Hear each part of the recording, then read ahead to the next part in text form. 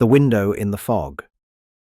On the narrow stretch between the river and the tracks of Blackfriars Bridge, there stands a row of buildings that lean as if listening. Number 17 has no tenants, it has no electricity. And yet, on certain nights, a single window on the third floor glows. It was Constable Edwin Hale who first noticed it. He walked the embankment each evening just before midnight, the Thames breathing mist across the stones. The first time he saw the light, he assumed a vagrant had broken in. The second time, he brought a lantern. The front door was locked, the windows were boarded, dust lay thick across the threshold, undisturbed. But above him, through the fog, that third-floor window shone amber and steady. Hale returned with the building's owner the following afternoon. They forced the door and climbed the narrow staircase. Each step groaned like an old man clearing his throat. On the third floor, they found a single room. Empty.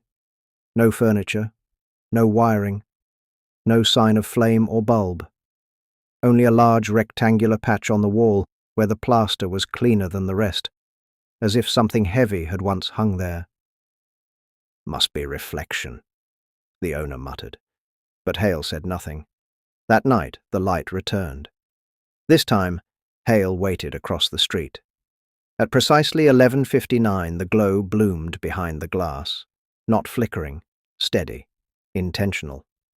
And in the light, just for a moment, he saw a shadow, a man's silhouette, standing, facing outward. Hale crossed the street at once. He forced the door again. It had been secured earlier that evening. He climbed the stairs 2 at a time. The third-floor room was dark, but the air was warm, and on the far wall, where the clean plaster marked something once mounted, there now hung a frame, an old mirror, its surface slightly warped with age.